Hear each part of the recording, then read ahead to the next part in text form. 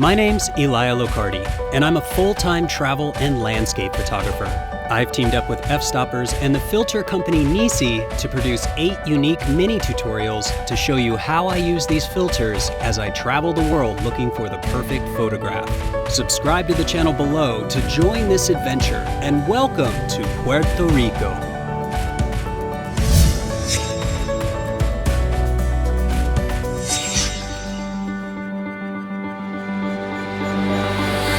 Hey everyone, I'm Elia Locardi. Welcome to Humacao, Puerto Rico, and these treacherous rocks of doom. In this lesson, I'm going to teach you guys how to do long exposures using neutral density filters. This location is pretty cool, has a lot of potential. The swell's in, the water's moving around. But if I were to just take a regular snapshot from my camera, it looks a lot less interesting. And if I wanted to do a longer exposure in camera, there's only so far I can go with the camera settings. Let's see what we can get right now. Something to point out is this is late afternoon. It's not a sunrise or a sunset that I normally find myself shooting in, but when we're learning how to use neutral density filters and understanding what the different shutter speeds do to the scene, you really want to take advantage of neutral light situations like this, because we can shoot for the next few hours in this location and the light's going to be relatively the same. Whereas during a sunrise or a sunset, you may be lucky enough to have like 6 to 8 minutes of that light. So if you decide on 2 to 4 minute exposures, it maximum gives you the chance of 3 shots. So it's always good to understand the location, figure out what you like, and practice with the filters. To start off, let's just take a regular snapshot of the scene. Composition is set up the way I like it. Really simple shot. F8, shutter speed's like 85. And if we take a look at that, it is what it is. It's a scene. We can see it just like our eyes see it. We see the water. Nothing too interesting, definitely not a long exposure effect. So in camera, if that was F8, the only way that I can make a longer shutter speed or drag the shutter is to change F8 all the way up to what this lens goes to, f32. Most lenses only go to f22. This one goes to 32, which is a little bit more, and my ISO is already down to 50. So you can see that my shutter speed now is actually a 1/5 of a second. That's the maximum I can get. So let's take a couple shots and see what that looks like. So that looks a little more interesting. You can kind of see how the water's starting to show a little bit of movement. There might be some splashes against the rock. It is a little bit better. And if the light fell off a little bit more, I might be able to push the settings in my camera and get something like a 4 to an 8 second exposure because there's a lot less light in the scene. But long exposure photography and using filters in general, you have to kind of think about the same rules you do in landscape and cityscape and any kind of photography where you're not using filters. In other words, you don't want to have to crank the ISO up really high. You want to use the good aperture ranges on your lenses, somewhere between 5.6 and f11. You want to make sure that it's on a stable tripod. So a good rule for knowing when you need to put a neutral density filter on your camera is when you start maxing things out. So I know if I go up to 11 or even up to f13, that's pushing it for this lens. If I go any further, I'm going to end up with diffraction. Similarly, if I'm trying to get a quicker shutter speed, if I go down to f4, it's going to get a little soft. So in this case, let's go ahead and put on a 6-stop neutral density filter so we can get something a little bit longer. Throughout this series, NiSi and Fstoppers are giving away over $600 worth of filters and tutorials. If you want to enter all 8 contests, make sure you click the link in the description below every time a new video is released. Let's start having some fun with long exposure. I'm using a filter kit, and I'm going to use a bunch of square filters. If you have screw-on filters, it works the same way, but in this case, what I'm going to do is screw this on here to the lens, attach this, and then slide the filters in. Same effect, different system. The nice thing about using a square system is I can use the same system for all my different lenses by using different adapter rings. So the base one comes at 82, this lens is a 77, they make adapters for 72, 67, all of the different lenses, so then you can adapt this one system to any lens in your bag. So it's very, very useful. Since it's really bright out, we'll start with a 6-stop solid neutral density filter. So it's solid, meaning that it's consistent neutral density all the way through from the top and the bottom. And the reason I put it on here is just because there are a bunch of rocks and this is glass, and it's easier to put it on this way to make sure it actually attaches instead of sliding it in and maybe losing it. So once this is on, you can see it rotates a little bit. I'm gonna go ahead and lock it because we're not gonna be doing any rotation on that. And in camera now, I'm still gonna be able to meter through the camera.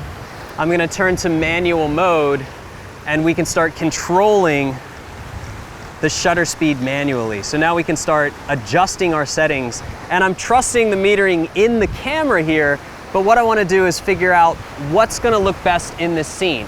When we're thinking about long exposure, sometimes we're really thinking about 4 minutes, 8 minutes, 12 minutes, things like that, where it looks like it's super dreamy, everything's in a whitewash scape. But sometimes it's as simple as shooting things that are a couple seconds. A few seconds might drag the water in through the rocks. A few more seconds may pull the whole shape towards you. So it's really good to understand how this works and when to change filters to get a longer exposure. So with the 6 stop on the camera, let's start with something like a half a second.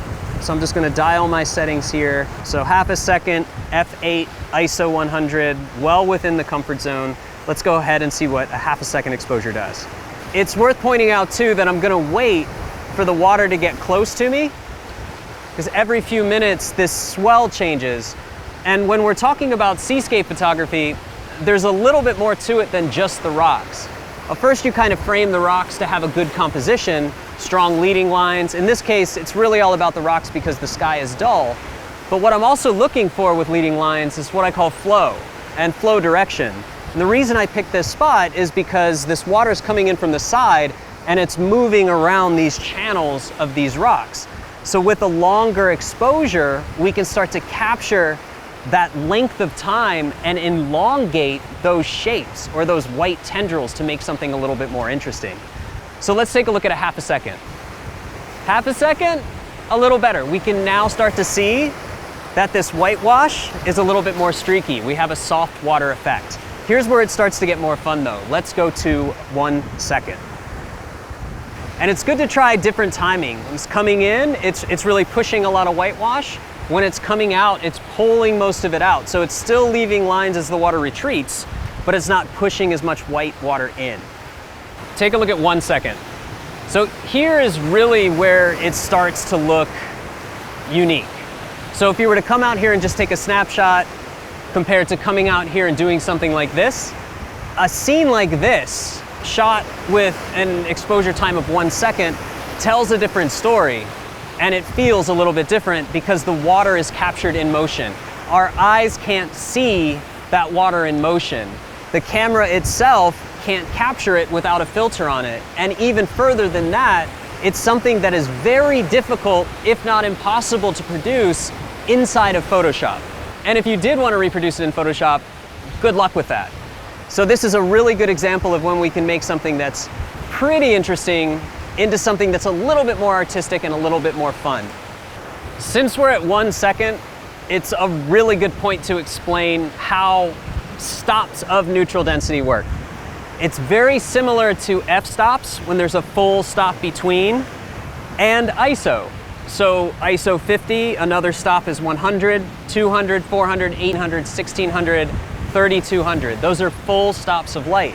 It's the same thing when we talk about exposure. For example, right now, if I have a 1 second exposure in camera, the next exposure, a full stop of light, is going to be 2, then 4 seconds, then 8 seconds, then 16 or 15, then 30 or 32. So that accounts for those stops of light. So if you think about it right now, if the maximum I could get in camera was 1 second, and I put a 6 stop neutral density filter on it, that would be 2, 4, 8, 16, 30, 1 minute. So I could max the camera out at 1 minute.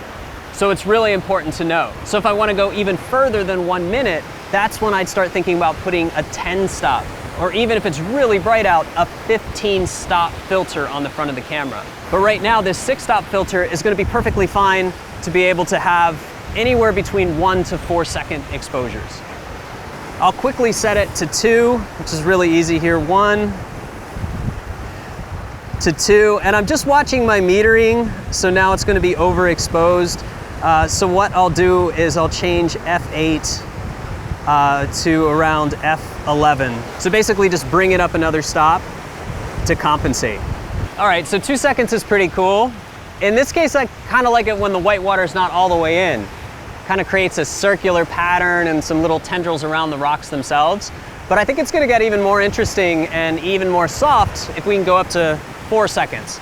So now with this 6 stop on the front of the camera, I'm kind of stuck. I'm already at F11 and my ISO is as low as it can go at 50. So in order to get a 4 second exposure, I'm gonna kind of have to start entering into that danger zone of F16.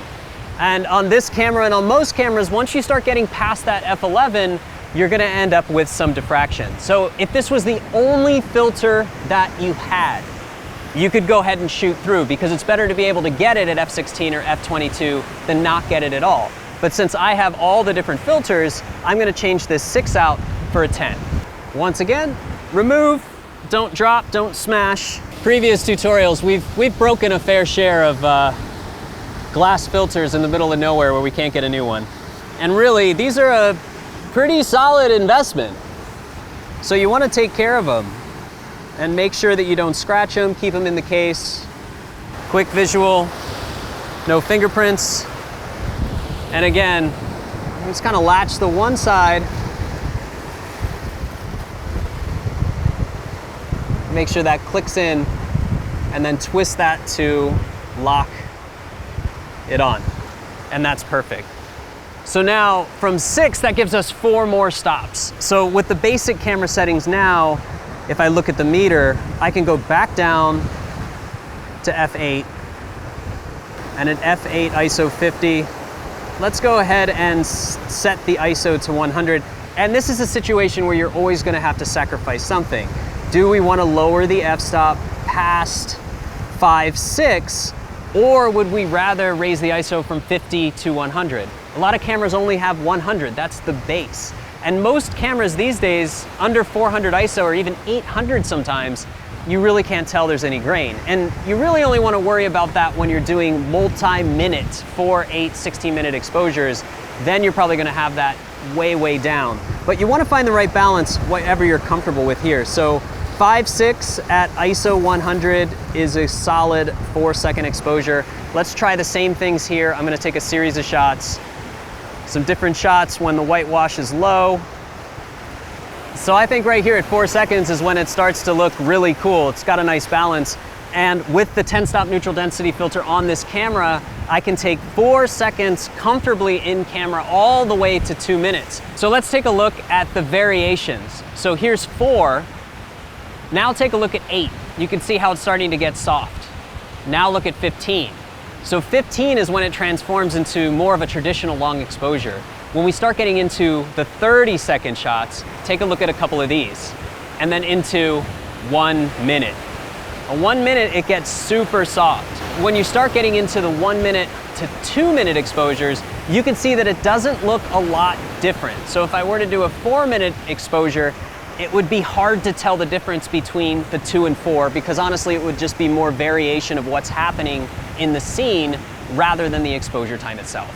Obviously, every scene is different. Some scenes may need a 4 or an 8 or a 10-minute exposure, but this one doesn't. You can get away with 30 seconds or 1 minute max. That pretty much wraps up the lesson here with the NiSi V7 filter kits and the solid neutral density filters. This is a multi-part tutorial series, and in the next episode, we're gonna find another scene that looks awesome and start ramping up the complexity and introducing new filters.